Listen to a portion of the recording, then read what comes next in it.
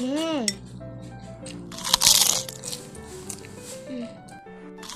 อืม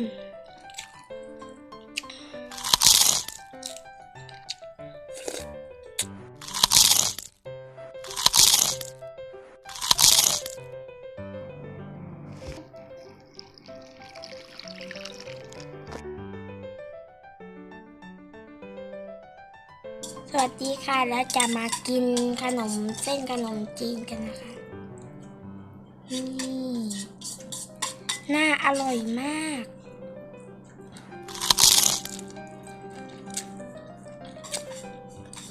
อืม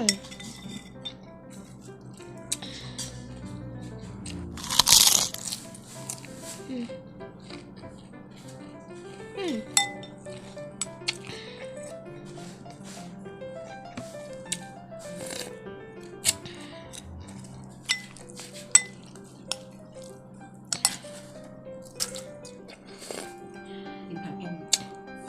อืม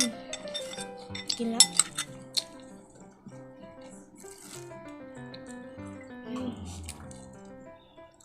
ผักกระหล่ำสวยๆงามๆนะคะ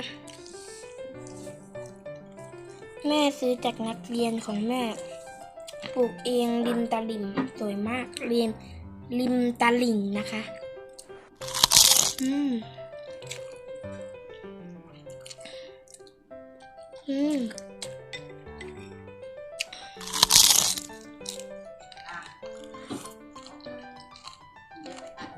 อืมอร่อยมากค่ะ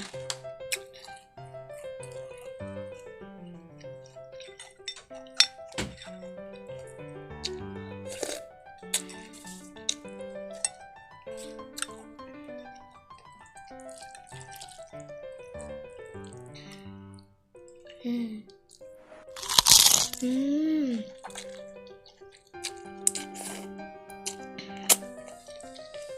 อืม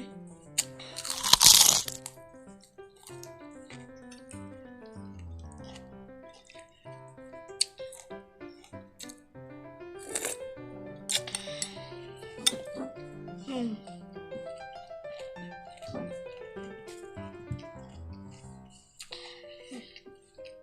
อร่อยมากค่ะน้ำยาป่าน้ำยาป่า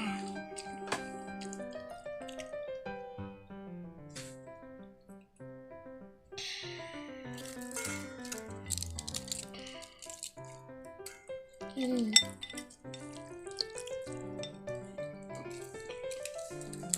เดี๋ยวเราจะเอามาลงมาห่อกันไหมไม่ห่อทำอย่างนี้แหละอืม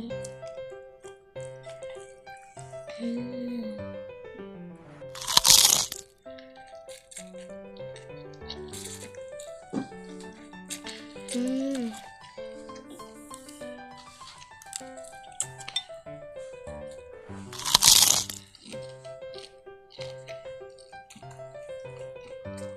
อร่อยมาก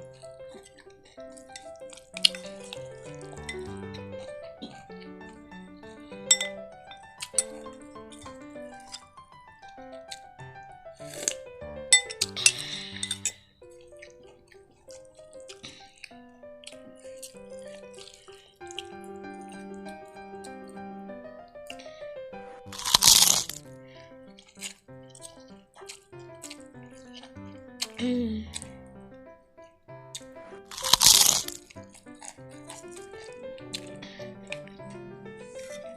เราเอาผักซอยใส่นะคะ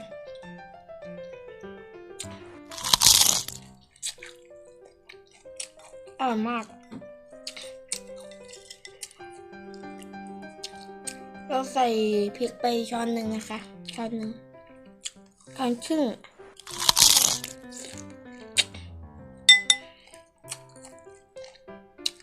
ช้อนครึ่ง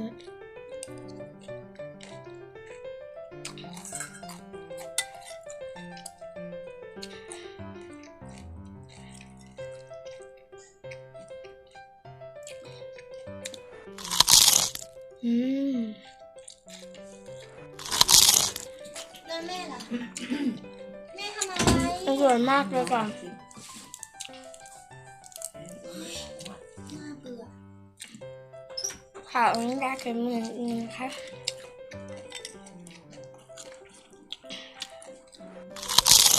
อื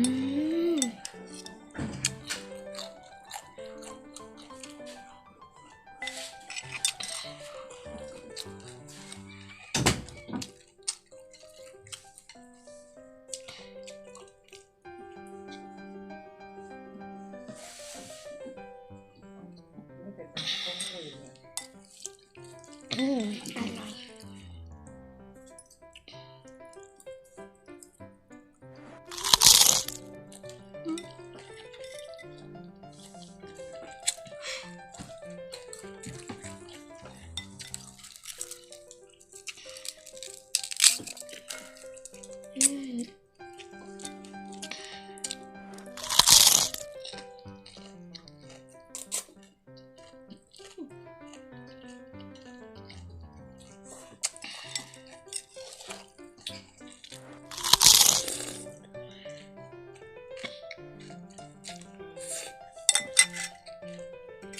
อร่อยค่ะ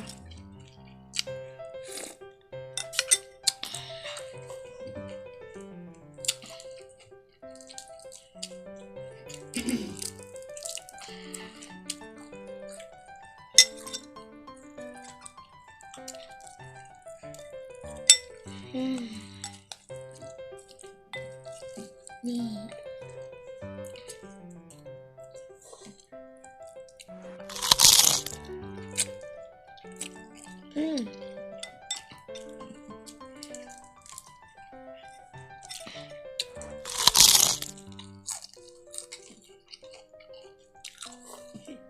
อร่อยมากเลยค่ะ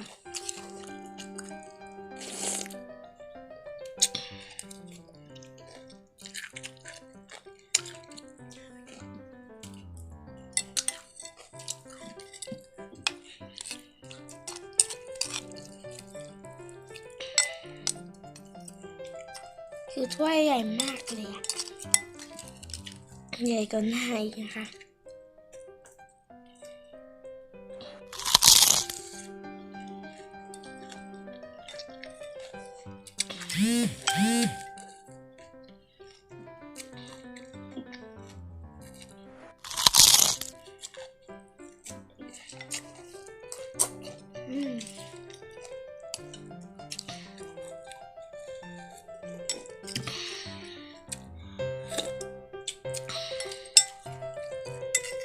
ผักกาดก็มีนะคะ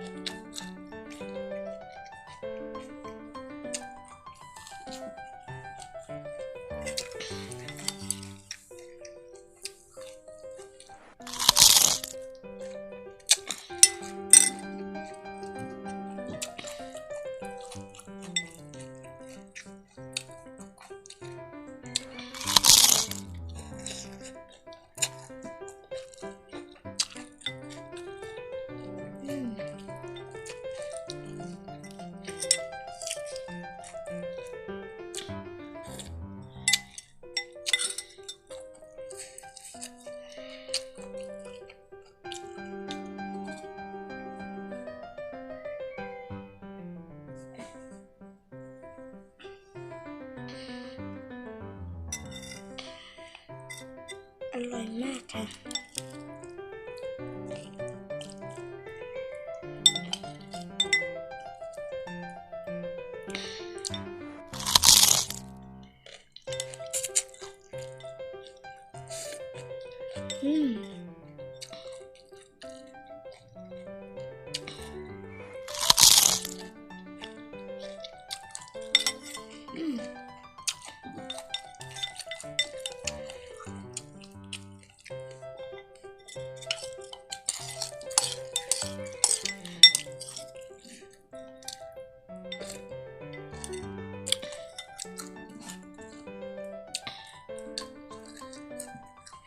เผ็ดมากเลย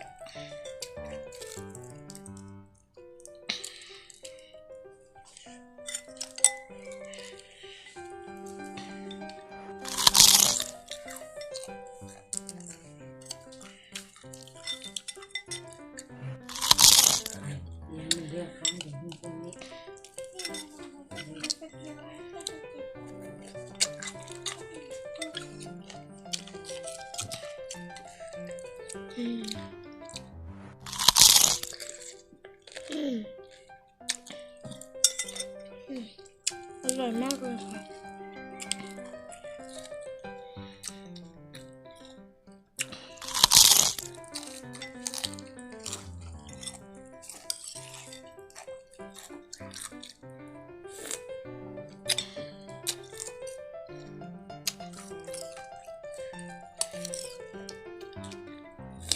อืม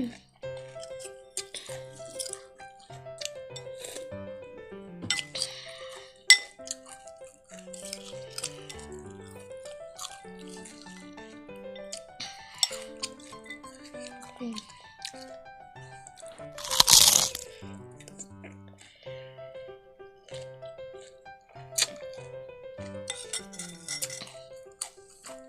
อืม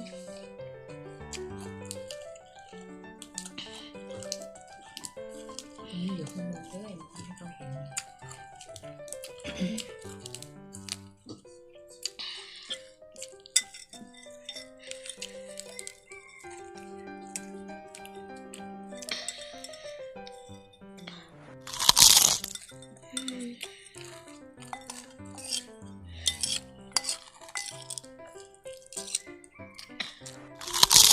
อืม เขียนทาง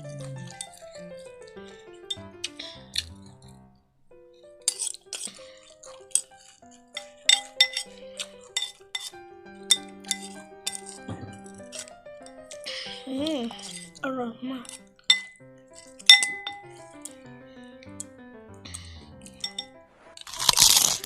อืม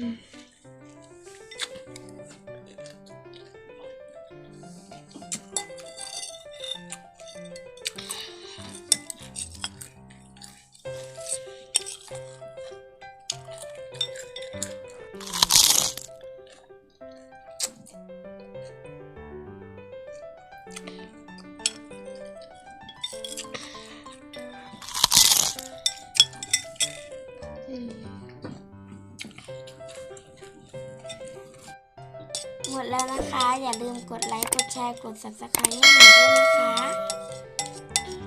เจอกันใหม่คลิปหน้านะคะ บ๊ายบาย